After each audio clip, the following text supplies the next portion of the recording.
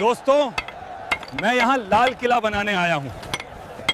मैं आपको दिखाऊंगा लाल किला कैसे बना। तो वीडियो को पूरा देखें और चैनल को सब्सक्राइब कर लीजिए। ये किला रुकेगा नहीं। सल्तनत थकान से नहीं, फैसलों से चलती है। दिल्ली सिर्फ एक शहर नहीं है। जो यहां बैठा वही हिंदुस्तान पर बैठा। पता नहीं कौन रहेगा इस किले के अंदर, पर हमारी जिंदगी इसकी दीवारों में रह जाएगी। नमस्ते दोस्तों, मेरे पीछे जो आप लाल पत्थरों से बना हुआ लाल किला देख रहे हैं, ये सिर्फ एक किला नहीं है। ये सत्ता, साजिश, खून, शानो शौकत और एक बादशाह के सपने की कहानी है। ये दीवारें सिर्फ पत्थरों से नहीं बनी, इनमें हुक्म, डर और खामोश चीखें भी कैद हैं। ये कहानी है उस दौर की जब हुक्म चलाने के लिए तलवार नहीं, दिमाग और डर दोनों चाहिए होते थे। अगर आप इतिहास को सिर्फ पढ़ना नहीं बल्कि उसे महसूस करना चाहते हैं तो वीडियो को अभी लाइक करें, दी अनसीन भारत चैनल को सब्सक्राइब करें, क्योंकि यहाँ हम इतिहास की वो परतें खोलते हैं जिन्हें वक्त ने छुपा दिया है। तो चलिए एआई की आंखों से देखते हैं लाल किला कैसे बना। वक्त है 17वीं सदी का। मुगल सल्तनत अपने शिखर पर है। दूर दूर तक फैला साम्राज्य और हर कोने पर बादशाह का डर। आगरा की गद्दी पर बैठा है एक ऐसा शासक जिसे दुनिया आज शाहजहां के नाम से जानती है। ताजमहल बन चुका है, मोहब्बत की सबसे बड़ी मिसाल। लेकिन शाहजहां जानता है प्यार की निशानी बन चुकी है। अब बारी है ताकत की निशानी बनाने की। आगरा अब उसे छोटा लगने लगा है, जैसे उसकी महत्वाकांक्षाओं के लिए यह शहर कम पड़ गया हो। उसकी नजरें यमुना के किनारे टिक जाती हैं, एक नई सल्तनती राजधानी के लिए। नाम रखा जाता है शाहजहानाबाद। साल है 1638। शाहजहां हुक्म जारी करता है, एक ऐसा किला बनेगा जिसे देखकर दुश्मन की रूह कांप जाए और मेहमान की सांस थम जाए। ये सिर्फ आदेश नहीं था, ये एक ऐलान था कि अब सत्ता यहीं से चलेगी। जगह चुनी जाती है यमुना के किनारे। दरबारी सवाल उठाते हैं, नदी के पास, बाढ़ का खतरा।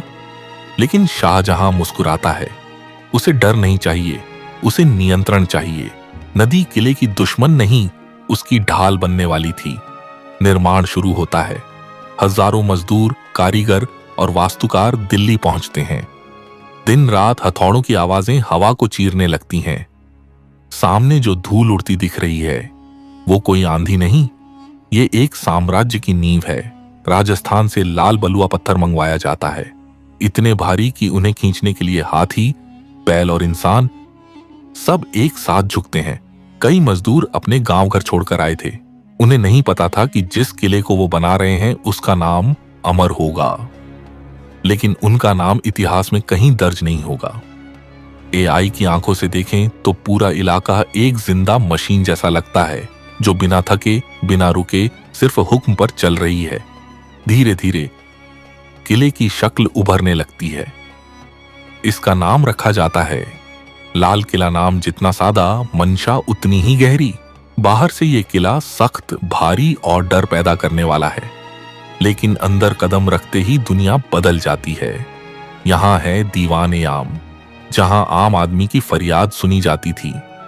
हालांकि इंसाफ हमेशा सच के साथ नहीं, बादशाह की मर्जी से मिलता था।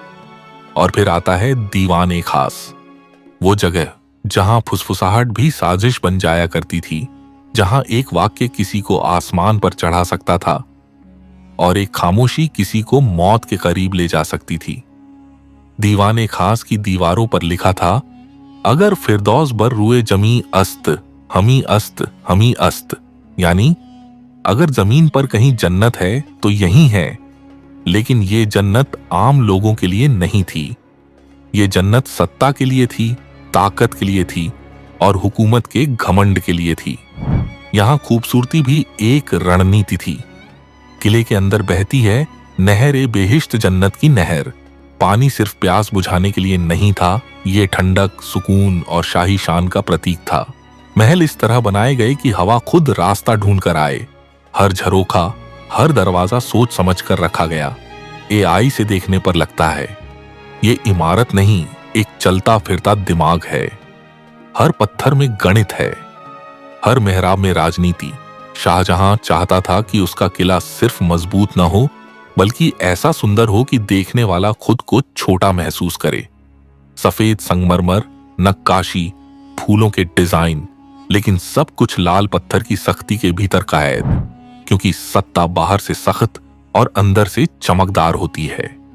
लगभग 10 साल लगते हैं। 1648 में लाल किला तैयार होता है। हजारों जिंदगियों की मेहनत अब पत्थरों में जम चुकी थी। यहीं से बादशाह सलामत झरोखा दर्शन देता है। यहीं फैसले होते हैं, यहीं जिंदगियां बनती हैं और यहीं मौतें लिखी जाती हैं। ये किला गवाह है, सत्ता कितनी चमकदार और कितनी बेरहम हो सकती है। लेकिन वक्त किसी का नहीं होता। शाहजहां बूढ़ा होता है, ताकत हाथों से फिसलने लगती है। उसका अपना बेटा औरंगजेब उसे इसी सल्तनत से दूर आगरा के किले में कैद कर देता है। जिस बादशाह ने लाल किला बनाया वो दोबारा इसमें राज नहीं कर पाया। ताकत बनाने वाला ही आखिरकार ताकत का शिकार बन जाता है। सदियां बीतती हैं, मुगल कमजोर पड़ते हैं। लाल किला खामोशी से सब देखता रहता है। फिर आते हैं अंग्रेज, महलों को बैरक बना दिया जाता है। जहां कभी रेशमी पर्दे थे वहां अब बंदूकें टिकती हैं। जहां कभी शायरी गूंजती थी वहां अब हुक्म पढ़े जाते हैं। 1857 की क्रांति के बाद लाल किला हार का भी गवाह बनता है और उम्मीद का भी। लेकिन इतिहास का पहिया फिर घूमता है। 15 अगस्त 1947 इसी लाल किले की प्राचीर से पहली बार आजाद भारत का तिरंगा लहराता है। जो किला कभी गुलामी की ताकत था वही आजादी की पहचान बन जाता है। उस दिन लाल किले ने पहली बार किसी बादशाह की नहीं, पूरे देश की आवाज सुनी। आज जब हम लाल किले को देखते हैं तो हमें सिर्फ एक इमारत नहीं दिखती, हमें दिखता है एक बादशाह का सपना, एक साम्राज्य का अहंकार, एक देश की गुलामी और फिर उसकी आजादी। ये किला हमें याद दिलाता है कि वक्त सबका हिसाब रखता है। दोस्तों, लाल किला हमें सिखाता है कि पत्थर अमर नहीं होते, लेकिन कहानियां हो जाती हैं। ये किला आज भी एक ही सवाल पूछता है, सत्ता ज्यादा बड़ी होती है या वक्त?